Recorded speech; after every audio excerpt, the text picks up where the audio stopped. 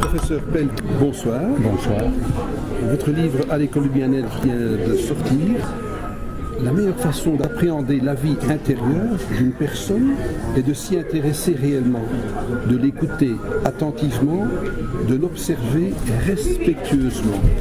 Le parent, l'éducateur, l'enseignant est loin d'être formé à cette compétence. En corollaire, tout prêcheur use de cet art oratoire, qu'il soit un religieux. Oui.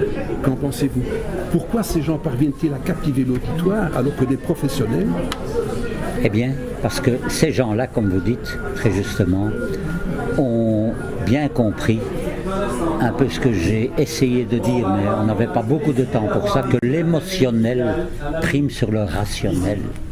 Or, tous les enseignants, tous les professeurs tablent sur le rationalisme en essayant de démontrer que les choses sont vraies.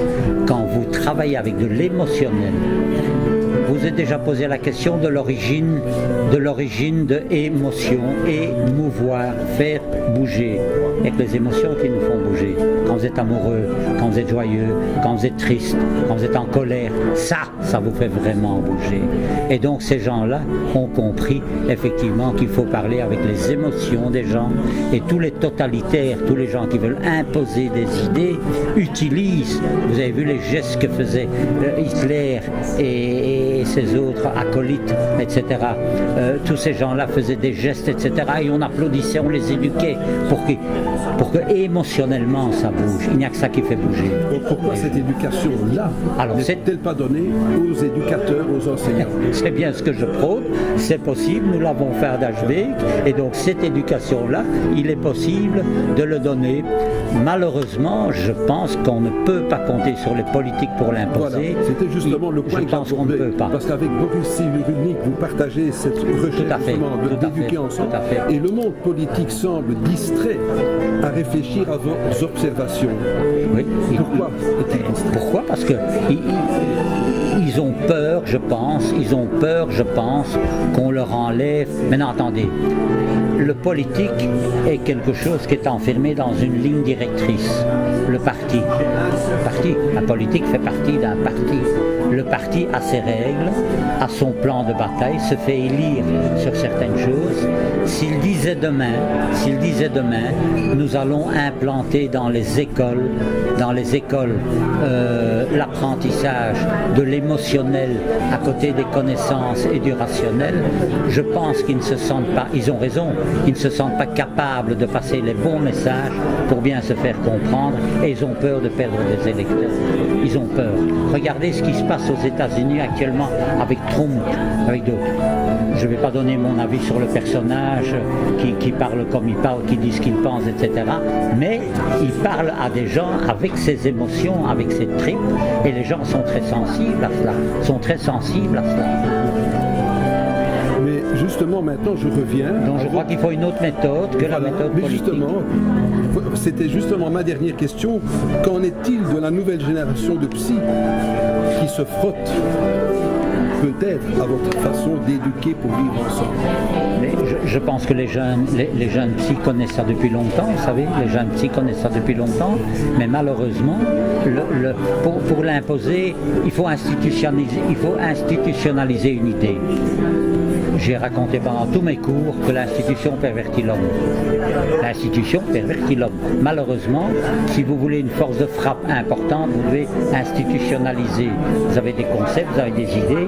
Si vous n'avez pas des personnes qui portent ça et qui se mettent ensemble et qui représentent une force de frappe, effectivement, pour convaincre d'autres, vous n'arriverez pas.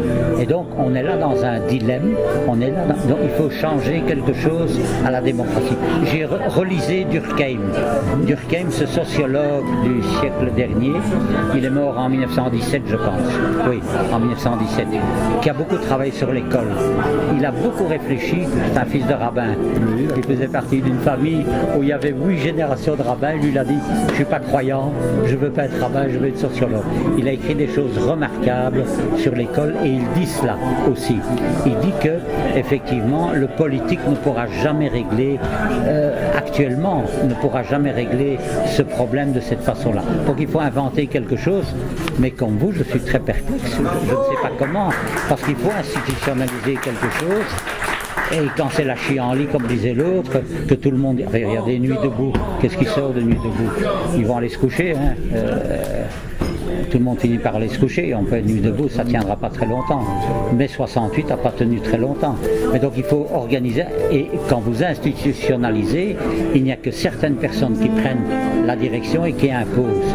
Mais je suis optimiste, je suis un optimiste né, je reste optimiste, je pense que si les gens et les écoles vont suivre ce mouvement, par exemple, je remercie, vous avez vu peut-être dans les remerciements, je remercie Fauzia Arish, l'échevine de l'instruction publique de la ville de Bruxelles, dont dépend d'Ashbeek. Quand j'ai été les voir, il faut demander l'avis de l'échevine si on peut faire ça ou pas. J'ai dit, écoutez, je connais Fauzia, c'est une amie, je la connais bien. Je vais lui passer un coup de fil, mais je ne vais pas lui demander l'autorisation, parce que je l'ai fait pendant 40 ans, j'ai demandé l'autorisation. Et chacun dit qu'il faut demander l'avis des syndicats, l'avis de l'association des parents, des machins. Tout le monde dit que ce n'est pas le rôle de l'école. C'est pas le rôle de l'école, mais ça doit devenir le rôle de l'école de faire ça. Mais je ne dis pas que tout le monde doit le faire, je l'ai dit. Je peux admettre, à Dashbeek d'ailleurs, il y a actuellement, je crois qu'il y a 60 ou 70 enseignants, il y a à peu près la moitié qui s'y sont mis progressivement, une trentaine. Mais on a obtenu que ceux qui ne participent pas respectent ce que les autres font. Et comme par hasard, quand ils ont des problèmes avec un gosse, ils appellent quelqu'un qui est formé, un guidance teacher, il l'appelle et lui demande de l'aider. Vous en aviez déjà très bien parlé lors d'une session à l'ULB où nous avions oui, voilà, à l'ULB, voilà. Donc je vais en parler aussi à l'Institut des hautes études de Belgique à la fin de l'année. Et il y aura au CCLJ. Je vous redonne redonnez-moi votre carte. Voilà, je vous la redonne. Willy Lefebvre. Et je vous remercie beaucoup pour l'interview. Voilà, je vous en professeur. prie.